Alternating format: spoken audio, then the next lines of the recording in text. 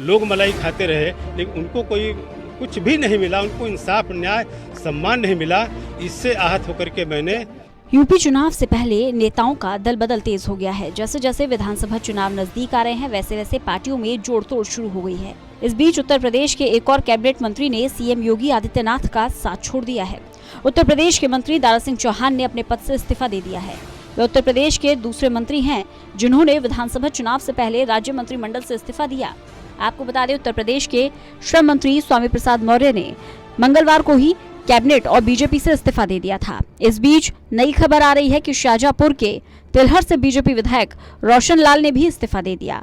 वहीं बांदा के बीजेपी विधायक ब्रजेश प्रजापति ने इस्तीफा दे दिया और समाजवादी पार्टी में शामिल होने की तैयारी कर रहे हैं।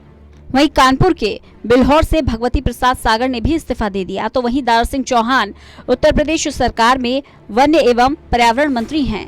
दारा सिंह चौहान मऊ के बधुवन सीट से विधायक हैं। उत्तर प्रदेश विधानसभा चुनाव में इस बार सभी दल पूरी ताकत लगा रहे हैं। वहीं भारतीय जनता पार्टी को चुनाव से पहले बड़ा झटका लगा है। उत्तर प्रदेश के सीएम योगी आदित्यनाथ के मंत्रिमंडल में वन, पर्यावरण और जंतु उद्यान मंत्री दारा सिंह चौहान ने इस्तीफा दे दिया है। उन्होंने अपने इस्तीफे में लिखा कि प्रदेश सरकार ने पिछड़ों, वंचितों, दलितों, किसानों और बेरोजगार नौजवानों की घोर उपेक्षा की। उन्होंने कहा कि पिछड़ों और दलितों के आरक्षण के साथ खिलवाड़ किया जा रहा है। दारा सिंह चौहान ने कहा कि सरकार के ऐसे रवैये से वे परेशान होकर इस्तीफा दे रहे हैं। 5 साल तक जिस पिछड़े, जिस दलित, वंचित, उपेक्षित लोगों के सहयोग, आशीर्वाद से भारतीय जनता पार्टी की सरकार बनी, वो 5 साल तक उपेक्षित रहे, लोग मलाई खाते रहे, लेकिन उनको कोई कुछ भी नहीं मिला, उनको इंसाफ, न्याय, सम्मान नहीं मिला। इससे आहत होकर के मैंने आज सरकार से इस्तीफा दिया है। दारा सिंह चौहान के इस्तीफे के बाद यूपी के डिप्टी सीएम केशव प्रसाद मौर्य ने ट्वीट कर कहा कि परिवार का कोई सदस्य भटक जाए तो दुख होता है। मैं जाने वाले महानुभावों से बस यही आग्रह करूंगा कि डूबती हुई नाव पर सवार होने से नुकसान उनका ही होगा। बड़े भाई दारा सिंह, आप अपने फैसले पर पुनर्विचार करिए।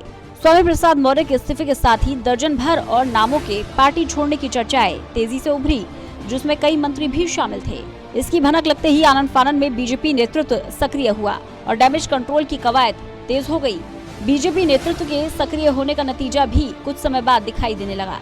कुछ देर बाद मंत्री धर्म सिंह सैनी, नंद गोपाल नंदी, विधायक धर्मेंद्र शाक्य सहित कईयों ने बीजेपी में ही रहने को लेकर अपनी स्थिति साफ कर दी। हालांकि स्वामी प्रसाद मौर्य के साथ 3 विधायकों को जाने से वे नहीं रोक पाए।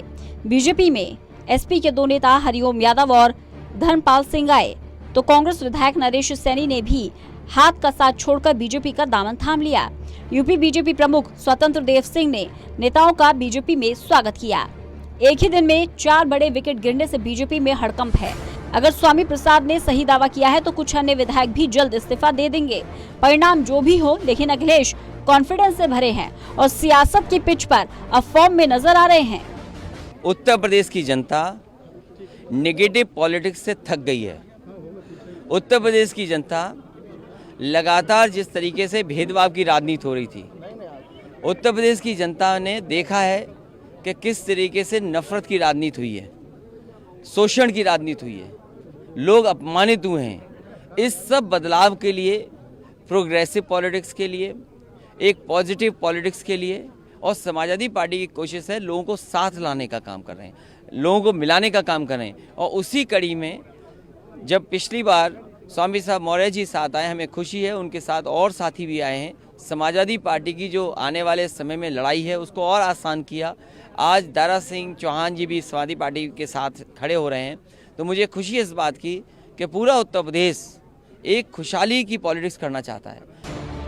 लगता है अखिलेश यादव विपक्ष में रहकर अपने पिता नेताजी की तरह चुनावी गोटियां सेट करने में माहिर हो गए हैं। इसलिए ये भी तय है कि अगर 2022 के परिणाम सपा के पक्ष में आते हैं तो अखिलेश ही मुख्यमंत्री बनेंगे। साथ ही ये भी समझना होगा कि अखिलेश अब वे 2012 और 17 के बीच वाले अखिलेश नहीं रहे, क्योंकि बेरोजगारी, महंगाई और स्वास्थ्य सुविधाओं की बुरी हालत को लेकर आमजन में काफी आक्रोश है। योगी सरकार द्वारा एक जाति विशेष को संरक्षण देकर बाकी अन्य को निशाने पर रखा जा रहा है, जिससे अन्य जातियों में गुस्सा है।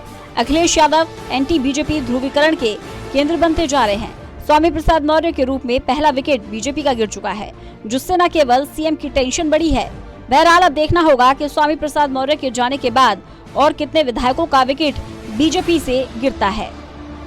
Special desk, total news.